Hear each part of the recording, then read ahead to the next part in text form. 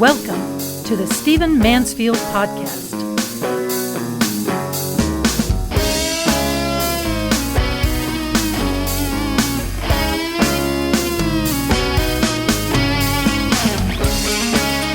Welcome to the Stephen Mansfield Podcast. Let me dive right in with a question that I've received on a very important topic, and I'll talk about this topic for the rest of our time together. A young man named Travis, who is one of the listeners, has asked me about something I said about Christian statesmanship. I'm sure I said here recently in a number of podcasts that one of the things people needed to understand a little bit better, and that Christians especially should understand better, is Christian statesmanship, that it was part of the solution, that it had been a noble thing throughout history, and that we needed to reclaim this force, this practice, this understanding, this vision in our own time. Well, Travis asked the obvious question, tell us more about this Christian statesmanship. What is it? How does it function? Why is it valuable? Great question. Let me answer this. And by the way, let me just say quickly what I always say, which is I know I have a lot of people who are not Christians listening to my podcast. I've got Sikhs, I got Jews, I got Muslims. I'm thrilled. I got atheists. Glad you are all here. Glad for you Jewish friends. And every so often I'll speak distinctly as a Christian. I know you're good with that because that's just who I am and how we function here. But we honor all of you and thrilled that you are here to listen. So, Christian statesmanship begins with a basic understanding of Christian theology. When you think about Christian statesmanship or you think about a Christian statesman, the beginning has to be a basic rooting, a basic understanding. You build, in other words, an understanding of Christian statesmanship out of Christian theology. And in brief, what this means is that you believe that there's a God. You believe there's a God who has created all men. You believe that God has ordained the nations, has created the nations, has created, as Scripture says, the extent of men's habitations, where they should live, their times and their seasons. And so you bring this understanding to the craft of being a statesman. Well, what difference does it make? Well, obviously, you believe that God is involved in these things, but Christian statesmanship is not a matter of just sitting around waiting for God to do something. It's a matter of engaging in noble negotiations and work among nations, but framed by Christian theology. If you're coming from Christian theology, you will have respect for everyone on the planet. Now, that's not always been the case in history. I'm well aware of that. Some of you are going to say, well, heck, wasn't it Christians who really engaged in the slave trade? Absolutely. And they were in sin and they were wrong. And we can stop right there and never go any further. But the fact of the matter is, yeah, sure, Christians have often been idiots in history. They've been KKK members and they've been slavers and so on. Doesn't mean the whole faith is a lie any more than some of the same allegations that can be laid at the door of Muslims or Jews or some other religion. So let's not judge religions by the deformities, by the aberrations. Let's judge religions by the noble things that they contribute to who we are as human beings on earth. And a Christian understanding is that each person is made in the image of God. Each nation is made according to the purposes of God, and they should be treated with respect. From a true Christian understanding, you would never put down a person of a given gender. You would never put down a person of a given race. You would never put down a person from a certain part of the world. So you begin with respect. You begin with understanding that you are contending with God-ordained things. Any reading of Acts 17, for example, causes us to understand that God has created the people of the world. He has set the extent of their habitations. He's determined where they live. He's determined their times and the seasons. So as you're negotiating in world events, as you are negotiating as a Christian statesman, as you're working in international events, or as a Christian statesman in whatever capacity, you begin with respect. You begin with understanding that you are dealing with things that are valuable, things that are ordained, things that should be respected. You would never engage in a course of genocide. You would never enslave a people. You would never prefer one nation to the destruction of another. You would never do that, okay? The second thing that we need to do is then understand that a Christian statesman, somebody who engages in international affairs or maybe perhaps national affairs, again, as a Christian, coming to it from a Christian understanding, framed by Christian theology, is that you believe in morality. Now, this sounds simple, but it's true. You believe that the truth is important. You believe that there is wisdom to be had in subjects and things to be done according to a moral vision. You would not engage in murder. You would not believe that murder ultimately accomplishes righteous ends. You would not believe that theft ultimately engages in righteous ends. You would not believe that injustice engages in righteous ends. No Christian statesman, for example, would condone or encourage or orchestrate the suppression and starvation of a people group. No Christian statesman would ever engage and support and orchestrate the mass genocide of a people.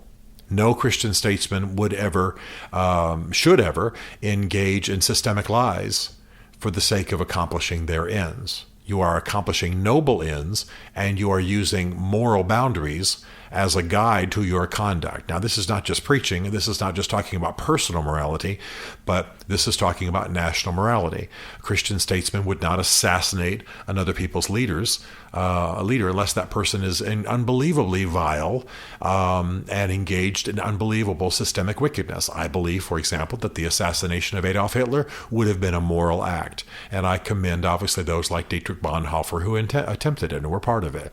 But as a rule, you don't simply assassinate the leader of a foreign power for the sake of gaining control of the oil fields of that nation or gaining political hegemony in a global contest or chess match.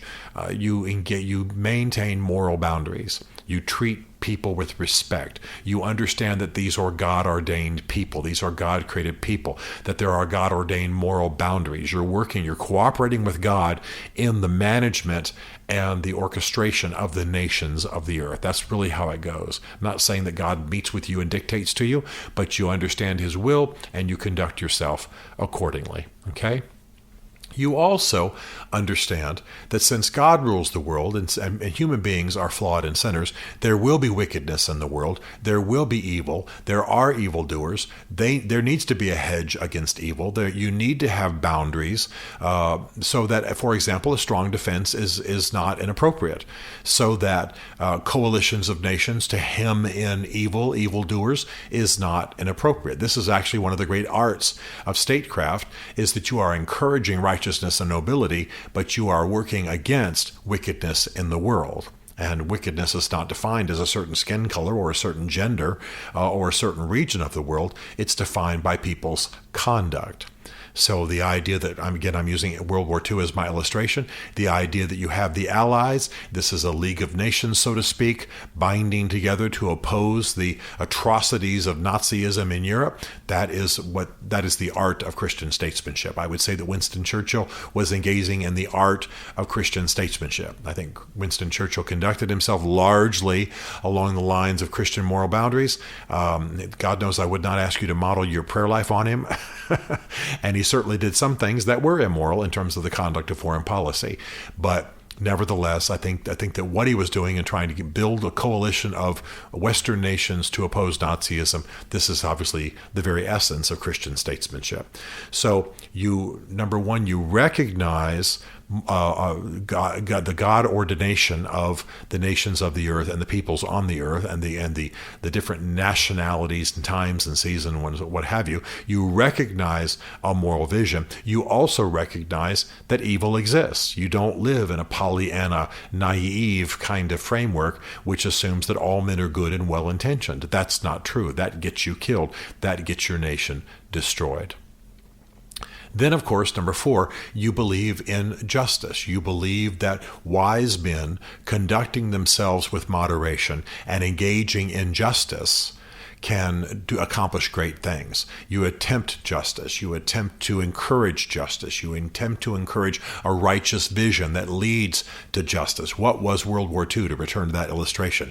It was a visiting of justice upon evildoers. That's what the whole thing was about. Justice, righteousness, a noble vision, a moral vision. We didn't want to see people in concentration camps. We didn't want to see people decimated. Yes, people had to die in the pursuit of liberation, but these people were unfortunately played by evil powers. And so, yes, the innocent suffer. I think you understand what I'm saying.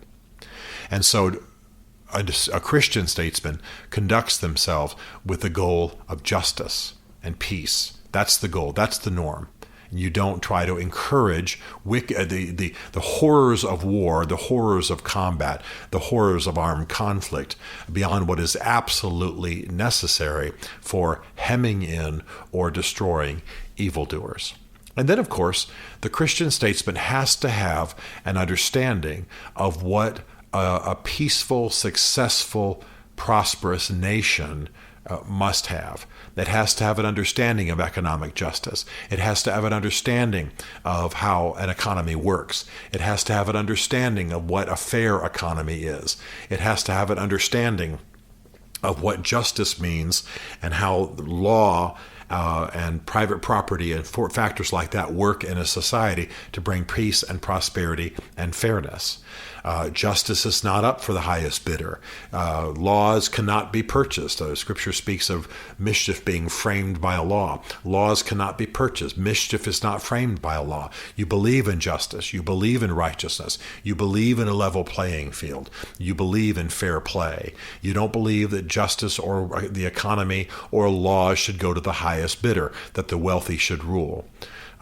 You might have variations in what kind of government you have ruling a nation, where Christian statesmen prevail. Sometimes there are monarchies, sometimes there are democracies, sometimes there are republics. All of those fit in the pale of a Christian vision of what government can look like. There are variations on a theme based on nations and their needs and what have you. But still, you believe in fairness. You believe in justice. You believe in fair play. You work against government or elected leaders being up for the highest bidder. You work against injustice. You work against cartels and mafia kind of politics and corruption. You believe in justice and truth and fair play and care for the underprivileged and all of those values that we see in Scripture. In fact, you ought to major, if you're a Christian statesman, on the Old Testament prophets and read the vision of justice and social prosperity and social fairness and social righteousness that the prophets extolled and that came from God. So all of this is built into what it means to be a Christian statesman. But finally, let me say this, that a Christian statesman, him or herself, has to be somebody who is called, has to be somebody who is gifted for these things, has to have the gift of moderation, has to recognize that God has positioned them for these things. And I'll tell you, it's not easy stuff. It's absolutely not easy stuff. I've been at the conference table when peace is being negotiated. I've been in the rooms and the offices of prime ministers and presidents. I tell you what, it's a tense situation. Big decisions are being made. Lots of personal and psychological factors. You got to know who you are. You got to know your values. You got to know your call to that moment. And you have to not be living out anything artificial, because it will be exposed. If you've gotten there artificially, if you're engaged in some kind of imposter syndrome, you will be exposed. You got to be genuine. You got to be God's, and you have to have prepared yourself and allowed yourself to be prepared well for that moment, because it's high test stuff, let me assure you. But the vision of Christian statesmanship is something I want to see restored more. I want Donald Trump to be more of a Christian statesman. I want the people in Congress who claim to be Christians to be Christian statesmen. I want that Judeo-Christian ethic, which, by the way, also pervades much of Islam. I want it to shape who our statesmen are. And I certainly want to see Christian institutions, churches, schools, what have you, talking about Christian statesmanship all the more. So Travis, I appreciate the question. I appreciate the vision. Let's continue to teach it. Let's continue to extol it. Let's continue to write about it. Let's continue to reward it. Let's continue to encourage it on our public stages. Stephen Mansfield is a New York Times best-selling author, a popular speaker, and a frequent faith and culture commentator on Fox and CNN.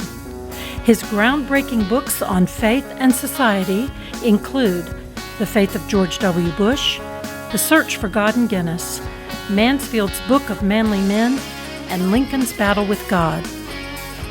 Learn more at stephenmansfield.tv.